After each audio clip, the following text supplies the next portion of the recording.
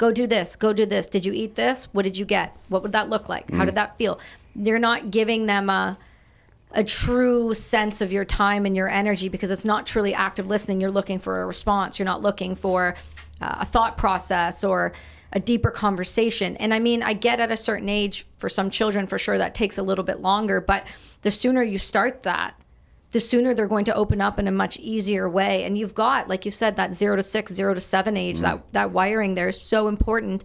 And if you can work on the self-love piece and the self-worth piece and teaching that growth mindset that early, it's going to make life so much easier. Let's go.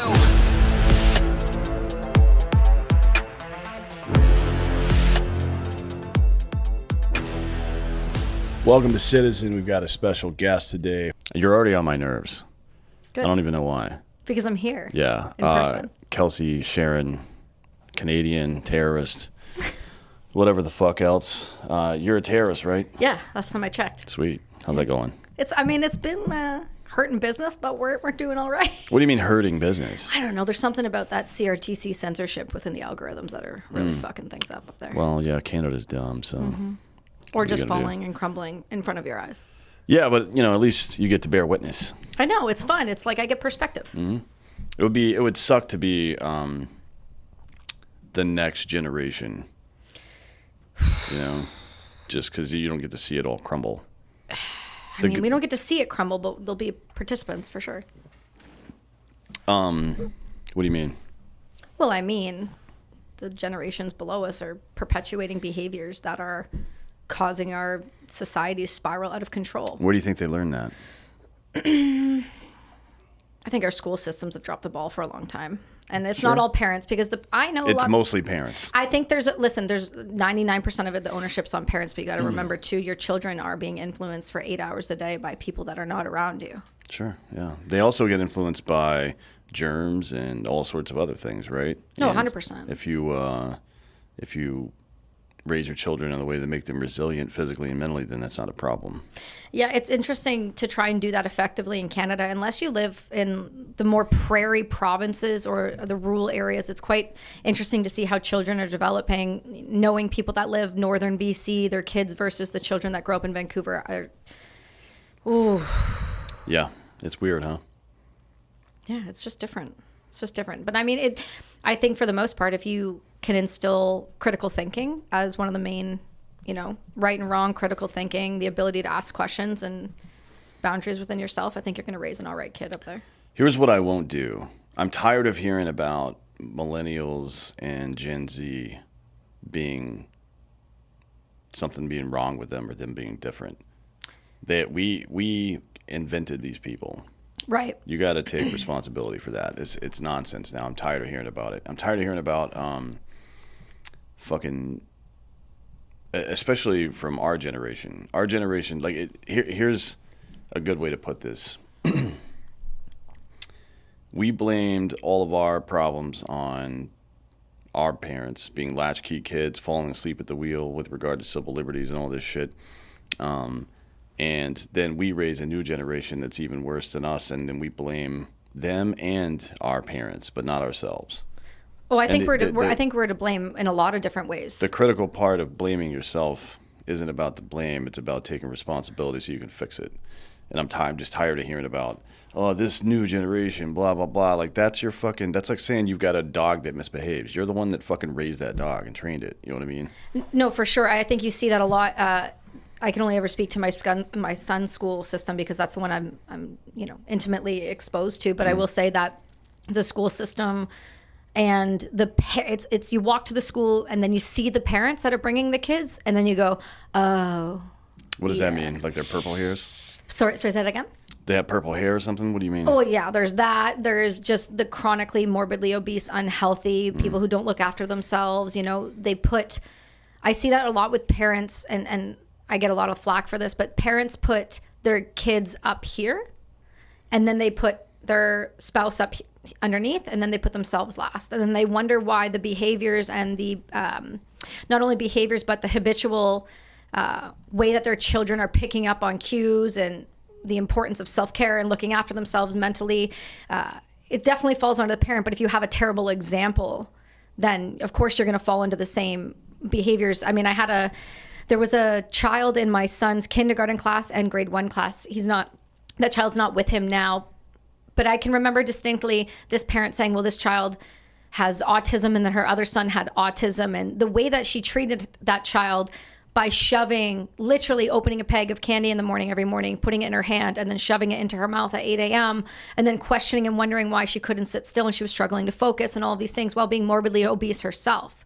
So I'm not saying that she didn't have some predisposition or trauma to get to that point where she was unhealthy in her own way. But when you're raising kids, if you are the example, then you better have that dialed, because it is up to the parents. But you also see when you drop them off at the schools, the teachers are unhealthy, they're overweight, they have their own opinions on things, and they seem to have no boundaries or reasons why they don't teach it to our children or expose it to them. This year we were lucky. We have incredible teachers this year, but it's rough up there. Yeah, I mean, I think a lot of people make the mistake of putting their kids first above their spouse. It's always a mistake.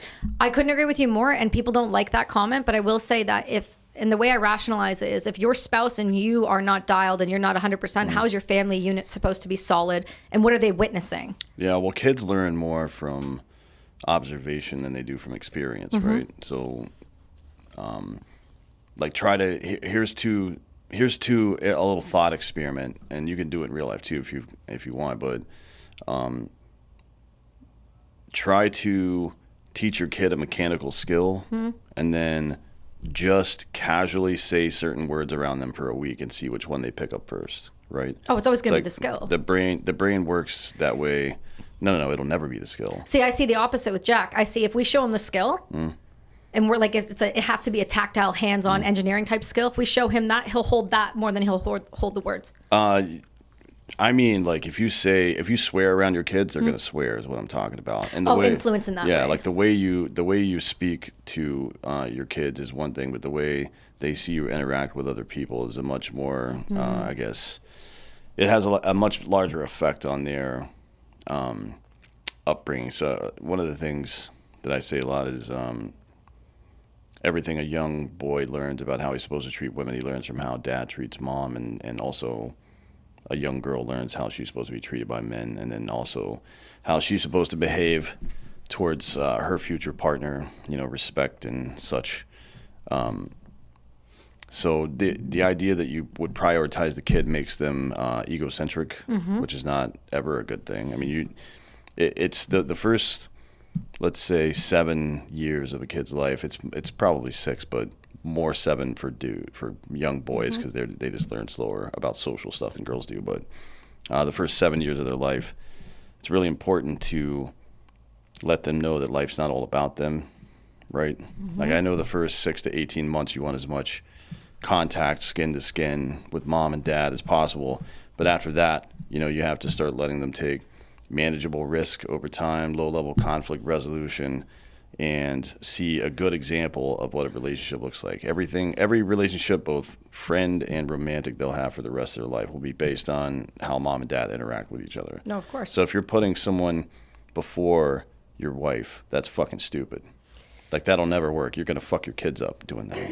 See, I totally agree with that, but a lot of people push back and say, well, your children are supposed to be the most important thing that ever happened. No. Well, maybe they are, but not for maintenance. You have to look after other things. The effort you're putting into that has to make sense still. I mean, coddling people doesn't work. Well, we've seen that. And fuck, that's just really dumb to me. Like, think about the prototype kid that gets the most, I guess, direct attention from their parents, or not. That's not the right way to put that. The kind of kid that gets undisciplined contact with their parents, right? So like not being held accountable and stuff like that. It's like an affluent only child, the worst person in the world. A fucking only child that grew up wealthy is almost invariably going to be a piece of shit as an adult, right? They just don't learn anything about being a real person ever. Then that's what you can, on a smaller scale, you're doing that to even if you've got multiple kids, you're doing that if if you treat them that way. And what it happens is their life becomes about they expect affirmation and admiration and respect without having to do the work for it. There's a disconnect between effort and outcome for them. And I'm not saying you should make your kids work for your affection. That's not what I mean. But there should be, like, you shouldn't pat them on the back when they do the wrong thing. Right? Because it doesn't make sense. And I'm not a taskmaster or a disciplinarian. I don't think those things work either. What we know about classical conditioning is, you can use negative reinforcement in classical conditioning, but positive reinforcement is always better. Like, how do you train a dog? With food, right? Not by smack. If you like hit your dog or yell at your dog, you're not doing shit. Right. And I think it's the same for kids, to be honest. Although, if I would never hit my daughter in any kind of way, because that's not appropriate. But if my son is doing something dumb, like trying to jam a fork in the electrical socket, I'm gonna smack him in the back of the head. Like, what are you doing, dum dum? Go outside and play. What's the matter with you? Yeah. Well, there's a way to do things. I've never put my hands on our son, but there has been moments where I've been in the same situation as I remember being as a kid, and then what the response was with the smack up the side of the head kind of thing versus me not doing that and seeing the difference in that behavior. It's been interesting because I'm really, really careful with head injury and any sort of tap to the head. And so we, like, in terms of soccer, we don't even, there is no heading the ball off the frontal lobe. That's just not even allowed for a reason. So I'm hyper aware of it from that perspective. But I think there's a way to, especially with boys, positive affirmation works incredibly well. But it's also about when you're having these conversations with these kids, there's a lot to be said about just being present when you're actually having the conversation and listening to them, rather than just responding and having them do what you want them to do. Because I think you get a lot of these parents who, especially post-COVID, are very anxiety-ridden, and they really do struggle with communication with their children. And so because they're heightened, then they respond to their children in that manner, when most of the time, if you just got down to their level, looked them eye to eye, and spoke to them in a normal tone, they will respond exactly how you want them to. Yeah. But it shouldn't be from a fear place at all. No, definitely not fear. Like, your kids should not be afraid of you. Right. That's weird that anybody, like, that's how my dad was. He wanted to discipline through fear, but that's weak, right? Right. That's like corporal punishment is always a sign of weakness, in my opinion. Well, it's easy. Yeah. That's like take the more difficult road. It takes more time to sit your kids down and observe them and make sure they're not out doing stupid shit and all this stuff. But I mean, don't tell me you care if you're taking shortcuts. You know what I mean? What the fuck? But then on the other hand of that, that with little boys especially, roughhousing is it's a very important part of growing up, right? There's a lot of new research about this. There's a lot of old research about this too. A guy named Lawrence Cohen has written a couple of books. One of them is Playful Parenting, and the other one is The Art of Roughhousing, I think. 2 different books, but the same general message, which is combative play for little boys that they learn in the home. They learn to have a measured response. They learn to, when you get popped in the face a little bit or body slammed or whatever it is, you learn to not just get angry and see red in that situation. You can stay calm in chaotic situations, which is a fucking skill. That's not a talent. Like, you're not born with that shit. No, it's learned behavior. You learn that stuff. So that, and then they go out into the world, they go out to the playground, and they're not the kid that's biting kids and fucking hitting kids with sticks and shit. You know what I mean? They're wrestling around. They're still having fun. They know that that's okay, but they're not taking it overboard. That's a really important lesson for kids to learn. I'm glad that you brought that up. I'm really glad that you brought that up. We had an incident a couple weeks ago that happened right before, I guess it was right before Christmas with our son's school. And they were roughhousing over a football. 2 classes, same age. It wasn't a bunch of older kids. It was younger children. They were roughhousing. And one of the teachers, we got an email. We got a massive email. And they said, look, all of the boys just went mental and were, punching each other in the face and roughhousing over this ball because the one team think they shouldn't have had it. So this is the school's response. Tomorrow, what we're going to do is we're going to take those children that were roughhousing, who weren't, honest to God, hurting anyone. They were roughhousing, doing what boys do at this age. And we're going to make them in front of the whole school go around and pick up garbage.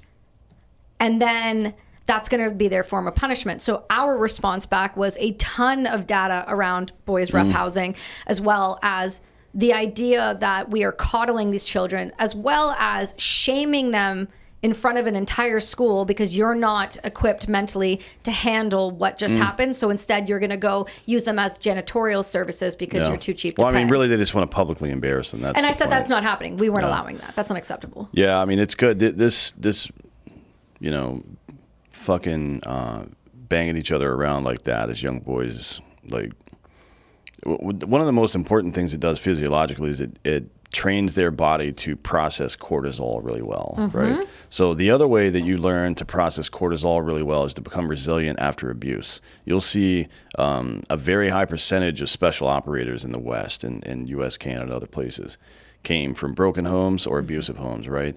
And one of the ways, I think Kate Pate told me about this. One of the ways this manifests itself physiologically is that they burn cortisol at a much higher rate than average people do. So when they get into stressful situations, it doesn't turn into depression or any of that or anger. It's just like focus, right? Right. And you can, there's a hard way to learn that, the way I did, and there's a fucking easy way to learn it, which is just to be productive and like get, take your kid to fucking wrestling, to WWE, and then bring them home and fucking body slam them into the bed and shit like that when they're 6 years old. It's fucking stupid, but that's we do it. Dudes do it because it's fun, right? You know what I mean? And we like hanging out with our kids and shit like that. But really, there is a very tangible benefit, not just in the short term, but for the whole fucking life of that child. Well, you see it. There's like you said, I really love the idea of they learn their own strength. They realize what it feels like to get popped in the face. They understand that when you hurt others, you can get hurt back. So there's a responsible way to handle it. I do know that's one thing that happens in our home quite frequently. It's our living room is turned into like a WWE, like SmackDown regular. I'm just waiting for someone to smash their face off the coffee table. But I see how much happier it makes my son when he has those moments. You can see he's not only learning about himself, but he's learning the boundaries with being a human being. And I think that's one of the greatest tools you can give them. Yeah, it's like the same with the dog. Like I can't keep comparing children to dogs. That's fine. You do it though a lot. We do train them the same way, right? Through like it's not operant conditioning; it's classical conditioning for the most part because they have, while they're mammalian brains, they're still operating at a rudimentary level, right? They don't have a broad spectrum like social skill set yet. So little mechanical things are super important for little kids.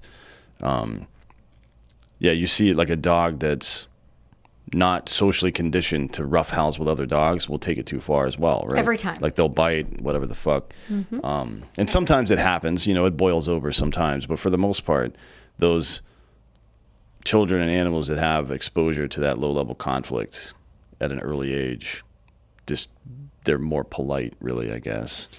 Well, I mean, that's the thing we've done. We put him in jiu-jitsu right away so he could understand his own strength, but also where the lines are. It's one thing to de-escalate a situation, which I would prefer, rather than striking violence. I just think it's an easier way to manage, and it's often that child walks away as someone that's unharmed, which I would prefer.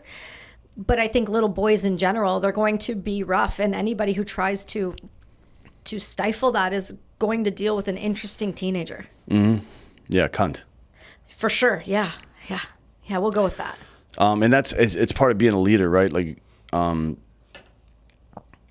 all of these things that we've been talking about so far are about being a leader. It's like you take the time to not just do what has always been done or what you want to do, but what works, right? Like what we know works for these kids. And then the way you behave at home. Life is stressful. People fucking get mad.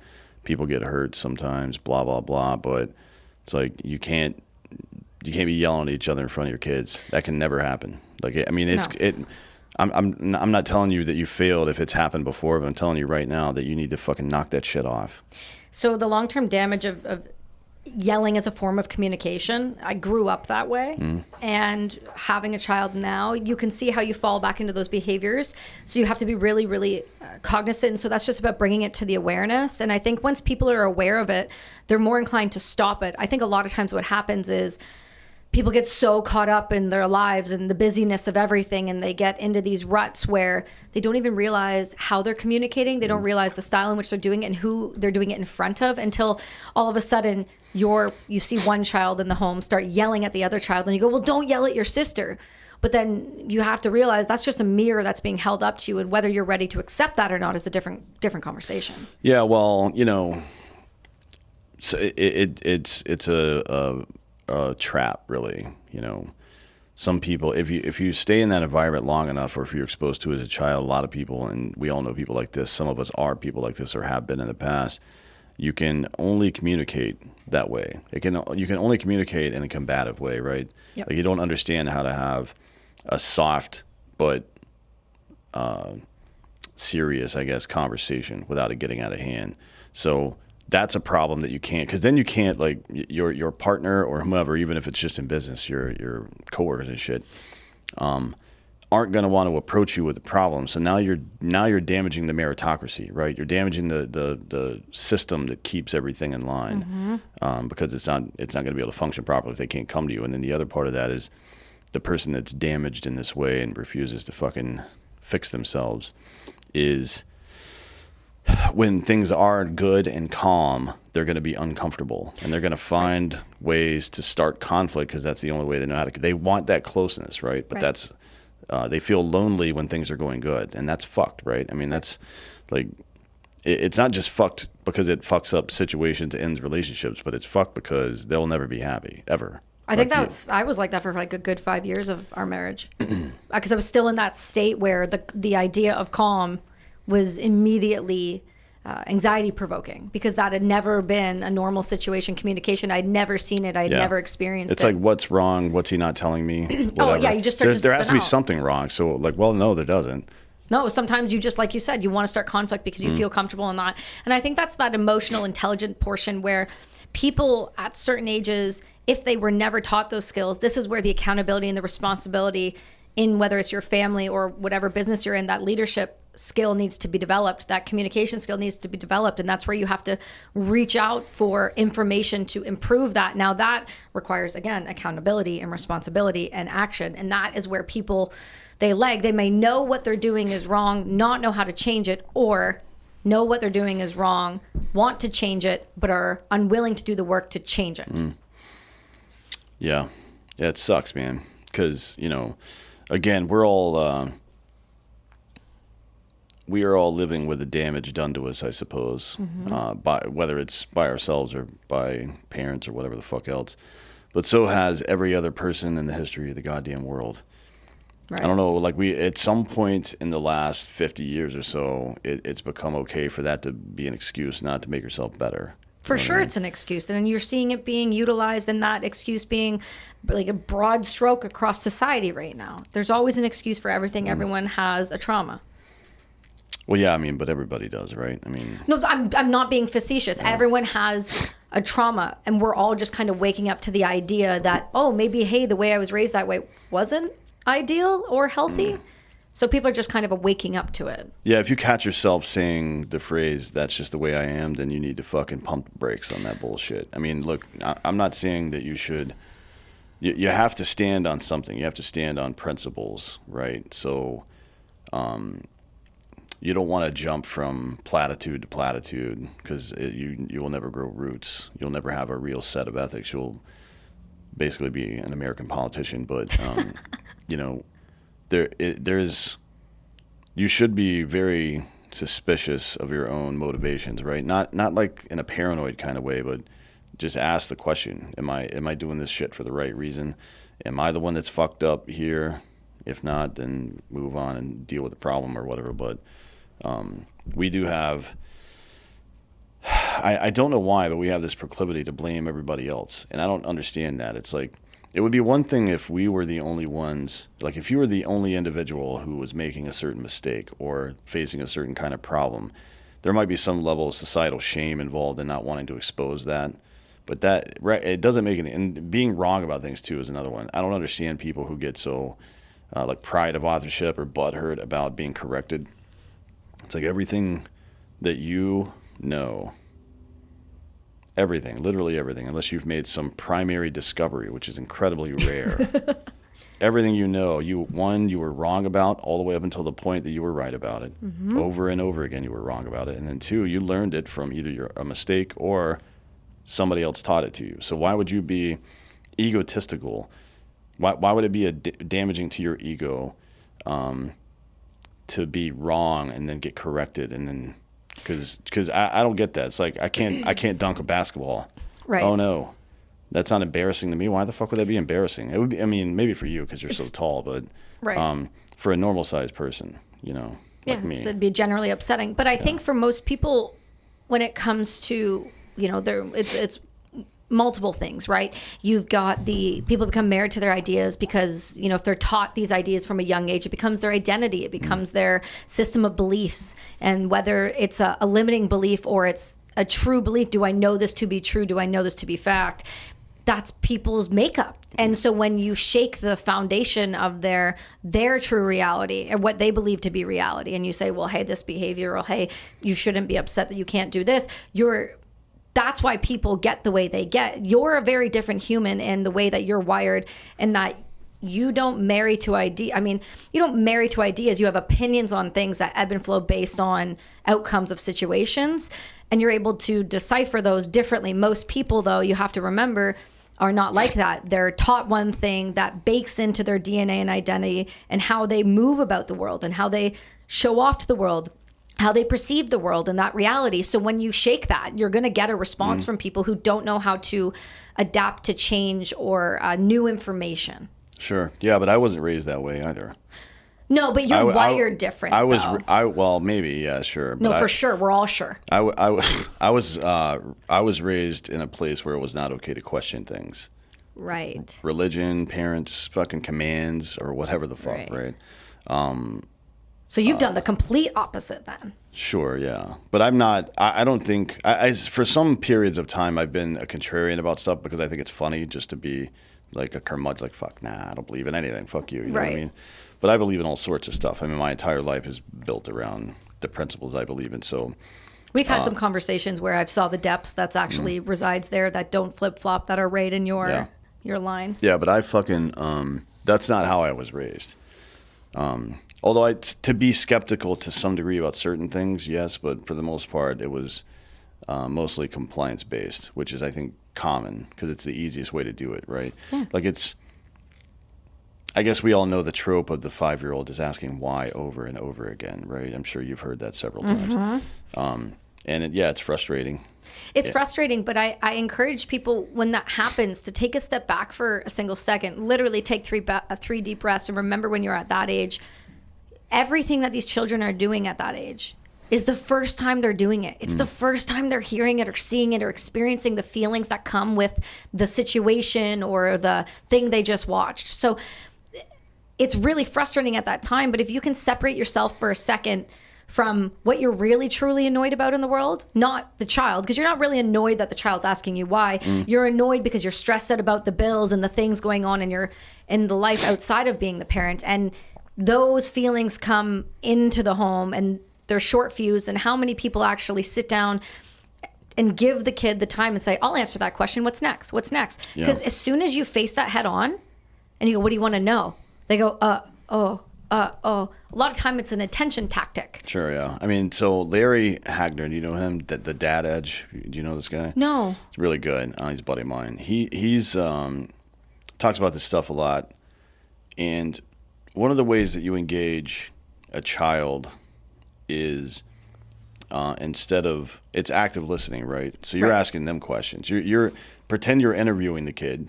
And actually listen to what they say and ask a thoughtful follow-up question is a really important thing to do. So when his kids get home from school every day, he asks them 3 things. Tell me about the best part of your day today, something that brought you joy, something that made you laugh, etc. And then you guide them in your follow-up question or whatever your follow-up comments about that.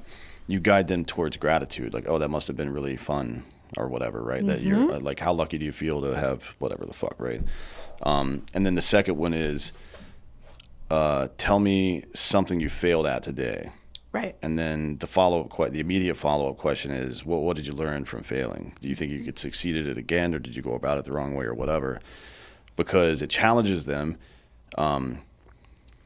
to be thoughtful about not their behavior so much, but their approach. Right. You know what I mean? Or were you really paying attention? Like, no. Well, next time, fucking pay attention, asshole. And because kids will get, when you internalize those things, when you fail and you internalize it, you become disappointed in yourself. Right. And it's like having a backpack on and you're just putting more weight in that backpack and thinking you're going to be able to jump higher at some point. That's just not how life works. So it kind of programs a growth mindset into the child, but also returns all of this, the outcome of things, back to personal responsibility. Right. You are responsible for fucking how your life goes. And then the last thing is, the last question is, the last thing he says is, tell me what you're most excited about for tomorrow. So it Right. gets them. Yeah, I see. So we've it. done our AAR for the day now, right?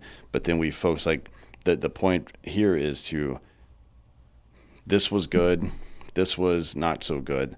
So what are we going to learn and focus on tomorrow, right? Right. So stuff like that it's not going to eliminate the come look at my hand Yeah. those or whatever conversations. stupid shit kids say. It's not going to eliminate that.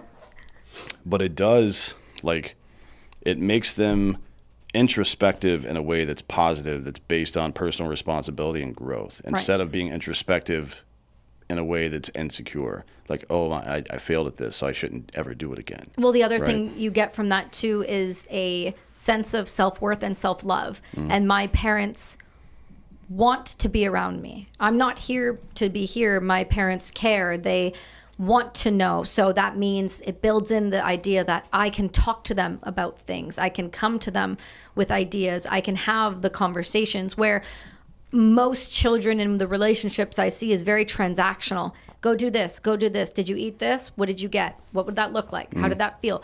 You're not giving them a true sense of your time and your energy, because it's not truly active listening. You're looking for a response. You're not looking for a thought process or a deeper conversation. And I mean, I get at a certain age, for some children, for sure, that takes a little bit longer. But the sooner you start that, the sooner they're going to open up in a much easier way. And you've got, like you said, that 0 to 6, 0 to 7 age, that wiring there is so important. And if you can work on the self-love piece and the self-worth piece and teaching that growth mindset that early, it's going to make life so much easier.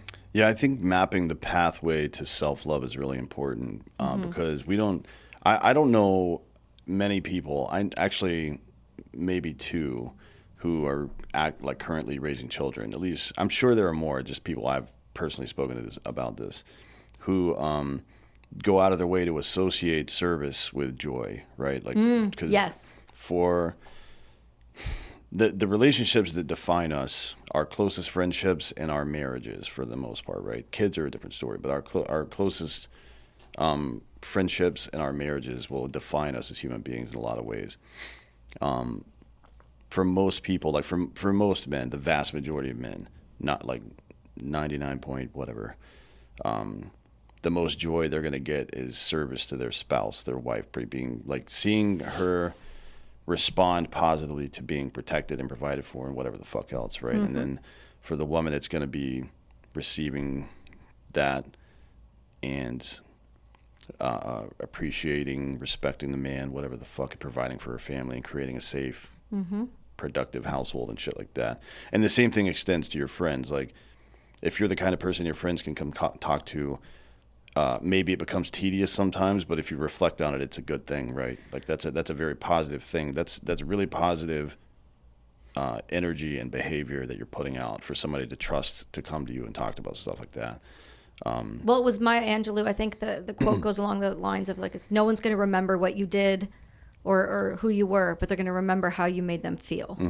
Yeah. And I think that's at the forefront of that. It's how you show up. It's how you show up to your children. It's how you show up with your spouse. It's how you show up and what you do for them and how you make them feel in your presence. I think that's the biggest thing. If somebody feels good around you, or they leave that conversation feeling much better and they've enjoyed it, whether it's just a one-off encounter or, a full in-depth conversation, you've done something right. You don't have to be some spectacular person in this world. Sure. It's the energy that you put out. It is so, so significant. Yeah. So, having the kid understand that, because it is a biological fact that that's good. The reason that we fucking build these societies is because we were naturally selected over time out of the crop of all available primates, right? Human beings and their ancestors, to be the type of people who care about others, make friends with them, because the result of that is to build strong, resilient communities to protect against existential threats. It's very basic fucking biology. So you map that onto just your daily life. You are hardwired to be a servant to other people, to be a servant leader, as a matter of fact, right, to other people. So, if you can try to deny your programming all you want, but that is literally mental illness. You know what I mean? But you also have when you teach self-love and a life of service, that approaching the world with an open hand instead of a closed fist. when you come at a life of service, it doesn't just help the individual, it helps you, and it fills your cup in ways that people, unless you've done acts of service, you don't experience. It's the only way the vast majority of people, unless there's something wrong with you, probably, it's the only way you're ever going to feel truly fulfilled. Right. Like your sense, your purest sense of joy is going to come from having served someone else, whether maybe somebody you've never seen before even. It's like my email signature. I can't remember where I fucking read this, but it's been my email signature for like 15 years. It says, you can never live a perfect day until you do something for someone who can never repay you. Right? Now, a lot of people in our lives are going to be able to repay us for that stuff. But the point is that, like, the reward isn't the point. The reward is the joy, I suppose, right? Because that's, like, I don't know. I'm sure everybody who's listening to this has at least one example in their life, one instance, if not many, where somebody needed something and they helped them with it. The person showed appreciation and everybody felt good, right? That's like kind of the fundamental basis of life. That's why we built all of this stuff, right? Is because of that interaction with each other and what it does for us, which is to say, it makes us mentally healthy. It makes us strong. It is viral. It makes us go do that for other people when we receive it. And that interconnectivity is what protects us from not just physical existential threats like, the wolves or bad actors, human beings that are bad actors or whatever, but also from, bad ideas, bad ethical ideas, even our own insecurity, right? Like that is the armor that we wear. The service that we do for other people that brings us joy is the armor that we wear through life that makes us stronger and more resilient. I think the more you do for others, the better not only that you feel, but those around you feel, because you show up differently. The energy is different, and the way that you respond to situations are different, right? It gives you opportunities for growth. You could be met with a difficult situation, but it's an opportunity to show up differently. And I know it sounds really lame and really silly, but you choose to respond, and how you choose to respond is how the world's going to treat you. And that's that woo-woo side that some people have a hard time with. But when you're faced with some of these adversity, these little opportunities to show growth, if you can capture every single one as an opportunity to show growth, and you can truly exploit it in the way that you are able to show up the way you should have, it's not only going to help you, but it's going to help those around you so much more. Well, we've been raised in the, to borrow your phrase, the self-love era, right? Which is, you should certainly take care of yourself. If you consider yourself a machine, if you're not operating correctly, then you're not going to be helpful to anybody, certainly. But having yourself being a primary focus is a mistake. Like we've been raised to chase happiness, but that's not how happiness works, man. No. You can't. There's a reason they call it chasing the dragon and not catching the dragon, right? If you don't believe me, ask Kate Spade or Anthony Bourdain. But you can't, because they're fucking dead, right? So it's Jesus like Christ. people. I'm 100% serious. People at the top of their game, wealthy, everything they want in the world. There's nothing they can't buy or do, and they killed themselves anyways because they weren't reaching for the right things. They weren't. Their focus was wrong. Okay, right? Listen to me, suicide panel. It's die by suicide. You're gonna get raked over the coals. What's that? When you do your panel next week, die by suicide. Instead of what? Committed suicide. I don't give a fuck. I know you don't. I don't care that you give a fuck. If someone's going to correct me about the banality Listen, I learned this the hard way, and so themselves. I'm just going to let you know because you're doing a suicide prevention panel. And you're the expert. You and Kennedy are the expert. Yeah, so, and I've met way more suicidal people than somebody that would say that, and I've never heard one of them give a fuck about saying committed. I don't care. That's fucking gay and stupid and pointless. Hey, at any rate, focus up, champ. I'm just saying, giving you some tools. You choose whether you want to put that in the toolbox or not. I'm going to put that in the garbage can. Okay, where it perfect. belongs. All right. Well, I've said my piece. We all know how I feel. Oh, Dan smirked. Yeah. So you saw it. Everybody kills themselves. Yeah. Right. Fucking blow their brains out or hang themselves, cut their fucking wrists or take drugs or whatever else. Okay. You know, it doesn't like none of these. What I am not particularly religious, but there are some things that the Bible gets right that other religious texts get right. We are not of this world. That's true. Like we think of ourselves as physical beings, right? But we are spiritual beings. Whether you believe in an afterlife or whatever the fuck, I don't care about any of that. It doesn't even cross my mind. But we do exist inside of our own heads. We are not. We are not a body. We are a and we're not a mind either. We're like a fucking soul inside of we're an energy source. Yeah, it's like you have to think about it that way. And if you do, then you'll realize that none of these physical objects that you're able to acquire through life are going to mean a goddamn thing to you at the end of the day. Most people who are successful that I would know, they thrive the best when they're doing the things that fill the energy source.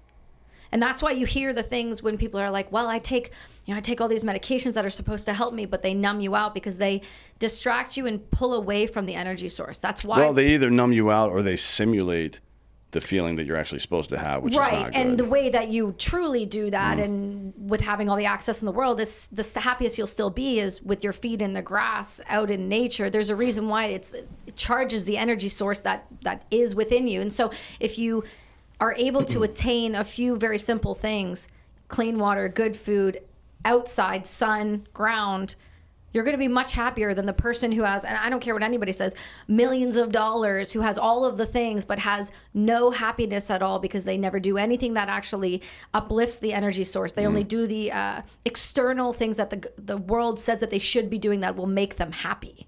Yeah. And it won't. No, it for sure won't. I mean, it's not only will it not make you happy, but you'll feel like I'm doing all the right things. My life, circumstantially speaking, is very good, and I'm still miserable. And that's when people blow their fucking brains out, right? Because it doesn't make out of context grief is one of the most dangerous things. Like when everything seems to be going well, and you still feel like shit, then all hope evaporates. It's like, well, this is the best I can do. It's just gonna be like this. Fuck this. Boom. Well, that's what's tragic too, though, because you have people that can help with that. That you can have people that can come and say to you, this is how we're going to revamp it. You can have all of the toys, all of the money, all of the women, all of whatever you want. But your blind spot is here, and there are people that specialize in that. I'm one of those. It's perspective. When you're able to walk into someone else's life, you're not, with the microscope, you're not the one in it. You're able to see the gaps and the holes that can be filled, that can actually fulfill the happiness that you're so missing out on. And the purpose, right? You've talked about purpose a lot and the importance of purpose. And if you're not driving toward a purpose, and I believe a more selfless purpose, it's going to feel hollow and empty. And that comes back to the service, the acts of service. Yeah, well, it's just the mechanics of things, right? It's like a fucking sound wave bouncing off things. The way that we put energy out into the world and the way we receive and interpret it, it all really matters. It's why like this fucking even generational trauma stuff that happened to your parents that fucking travels downstream is so, I guess, delimiting for a person's character sometimes because it's hard to get over. Well, you also don't necessarily know where it's coming from, and you'll be in a situation where a portion of that maybe would have been a grandparent's response just shows up, and it just comes up, and you catch it off guard, and you don't know really where it came from or how to fix it. And a lot of people struggle with that intergenerational trauma title because when you hear that, it's how do you fix someone else's life before? How do you fix the thing that came down genetically? And that's where I lean into the the deeper work and that more spiritual side of things, because that's really where it lies. It doesn't lie in repenting for that person's problem and talking to somebody in a church about it. You may feel better about it, but you're not doing the spiritual work that's going to affect the energy in your lineage and then the one after you. Yeah, all that stuff is fucking pointless to me. What's that? Like the religious rituals. Oh, yeah. Specifically are fucking pointless. They don't, again, like you're saying, they don't really address the root cause. Yeah. Well, they certainly don't address the root cause.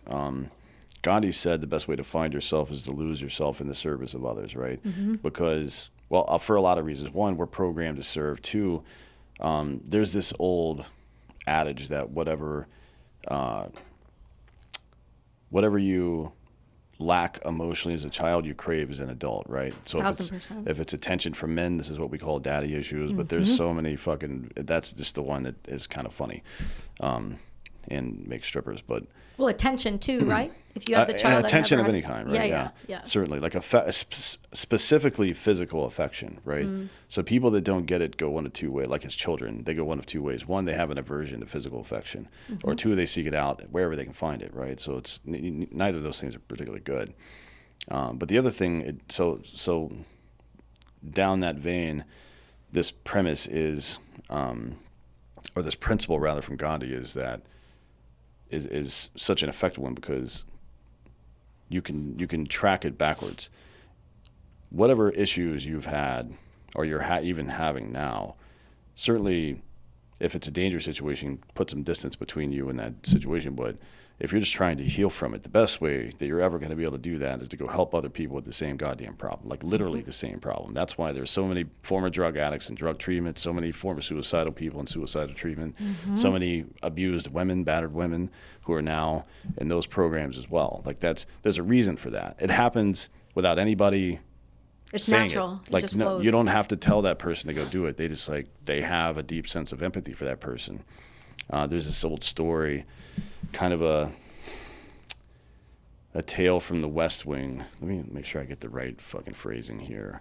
I know. Well, when you get the phrasing, but I think you're right though when it comes to it just naturally happening and gravitating toward it, because I think those are the best people, in my opinion, to be working with those individuals, because they're going to have the most compassion and empathy. They're going to show up the way they wished somebody else showed up for them. And so they're not only healing their inner child while providing that themselves, they're also then healing a next generation of a person. So you're getting that acts of service while doing the work all at the same time, subconsciously. Yeah, here's the story. He says, this guy's walking down the street and he falls in a hole. The walls are so steep he can't get out. A doctor passes by and the guy shouts up, "Hey, can you help me out?" And the doctor writes a prescription and throws it down in the hole and moves on. Then a priest comes along and the guy shouts, "Father, I'm down in this hole. Can you help me out?" And the priest writes out a prayer, throws it down in the hole, and then moves on. Then his friend walks by and he's like, "Hey, Joe, it's me. Can you help me out?" And the friend jumps down in the hole with him. And our guy says, "Are you stupid? Now we're both down here." And the friend says, "Yeah, but I've been down here before and I know the way out." That's kind of whatever you've faced or whatever you've learned in life, whatever lessons you have to teach, regardless of if you come about them positively or negatively, will define your life in some way, right? And if you can find a way to put that knowledge into service, that's going to fill you with more purpose than anything you ever do in your life, right? Yeah, and you don't have to make money off of it too, and you can if you find a way to monetize it, or you can just do it because it's the right things to do. You see that a lot in our space in the veteran community. I mean, look at what you're doing, and look what Kate and all of these other amazing organizations like HHP are doing. A lot of this comes from these all individuals were struggling and found their way out of the dark on their own. But our community comes back to grab the others because we're like, hey, we know how to fix this. We know how to do this. And that's why you're seeing so many different individuals heal now from our space, is because no one's being left behind. We're picking up the slack where it was left by, say, the government or the VA or whatever you want to blame. Our community is coming back around to say, okay, well, I figured it out. And that's why you're seeing success in our space within that healing. Yeah, it's interesting. It is, to see how things are going. There's still like I see a lot of the successes that are happening right now, but there's still more failure, right? A lot. Well, there's tons. You're just not seeing it everywhere. I mean, it's people in these situations isolate themselves a lot. And look, you know, I've had plenty of friends kill themselves. It's you can't stop them all, unfortunately. Like I don't accept that, but I know that it's true. Well, you can't save everyone. Well, you can. You can try. You can try, yeah, but.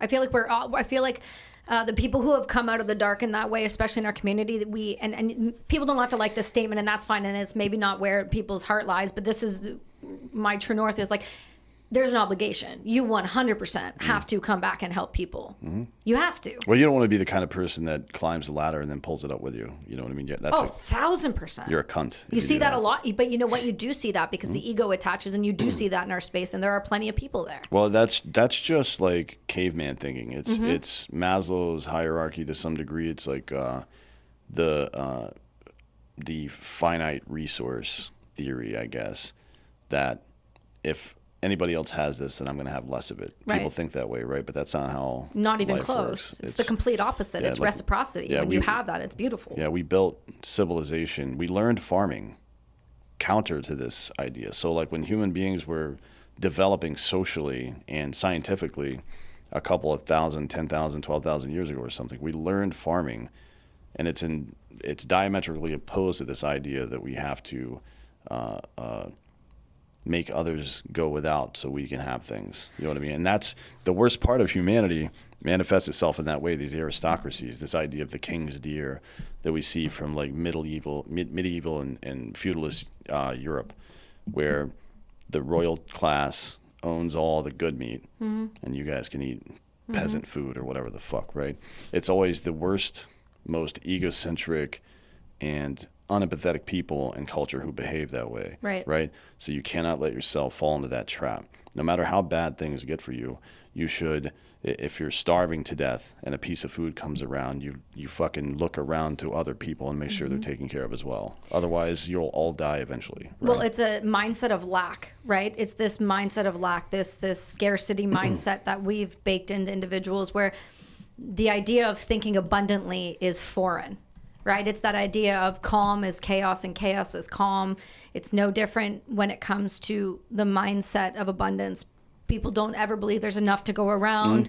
Doesn't matter the profession you're in, the job, the business, whatever it may be. There is this innate idea that if I am here, then there's not enough room for others. Well, there's plenty of room. There's so much room.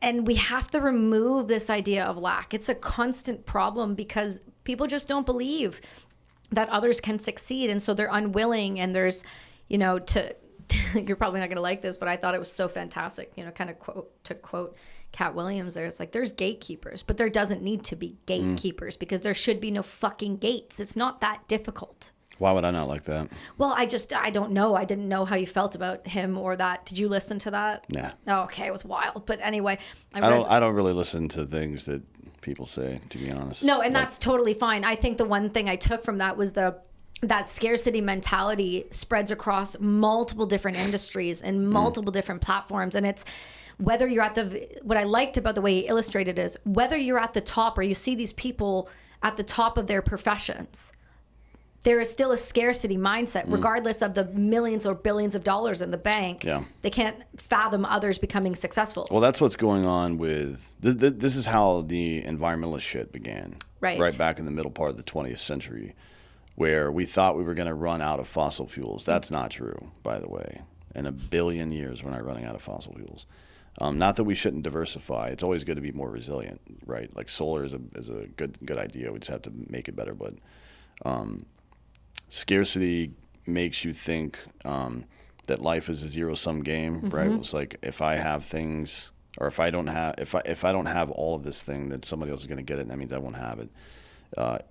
Depletion is another one, right? It's like, okay, well, we're running out of everything. It's like, no, we're not. If what the fuck are you talking about? I don't know why people don't understand how resilient a goddamn planet is. A Mars-sized object about 4 billion years ago slammed into the side of the Earth, added 1/3 of the mass to the Earth, blew the crust off. Accretion creates the moon over the next couple 100,000 years.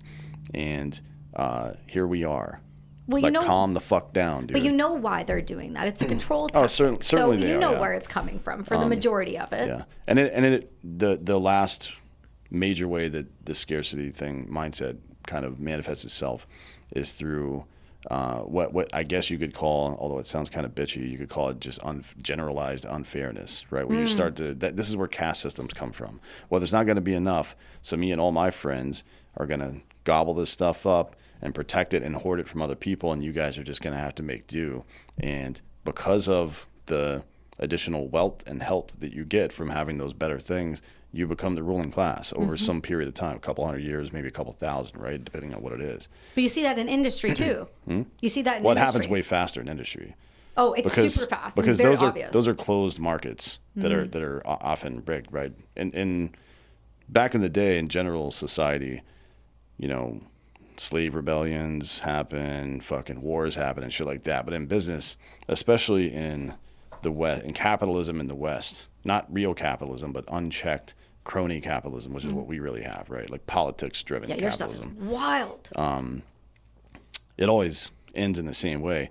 And again, you take away. So here's some of the negatives, or here's some of the positive things that you miss out on. You miss out on ingenuity, right? And it's the same reason that socialist countries can never keep up. Right. Whether it's a fucking Islamic dictatorship in the Middle East or Russia, right? Or even China. China's still using fucking third and fourth generation fighters. Like, if people were worried about China and China's military, we would wipe them out immediately. You think so? Yes, we have fifth and sixth generation. Well, a sixth generation fighters on the way. Just our Air Force is the largest Air Force in the world. The second largest Air Force in the world is our Navy, the United States Navy, right?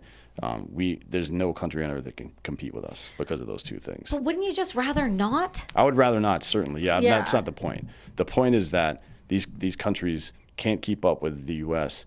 because of this socialist mindset. Now, we're getting into some of it, too, with the crony capitalism, and the results are very often the same. But it takes away not just the impetus for ingenuity, but the confidence to do it, right? So if you're in a scarcity mindset, you're just hunter, you're just gathering, you're just trying to keep stuff, right? But the pioneer is foraging, the inventor is inventing. When you have I think they call it an abundance mindset. Yeah. And that creates Growth. more Innovation. growth, but exponential growth, because if you learn a new skill and you keep it to yourself, then only you know it, and then you die and it goes away, right? So it doesn't scale. But if you teach other people, not only will it scale, but they'll figure out new ways to implement that, and all of society benefits from it. And then more and more opportunity for individuals happens, right? Because you are passing along that information, it's incubating in certain places, people coming up with different ideas in different regions, whatever the fuck, and it's a meritocracy. We're testing to see what works the best.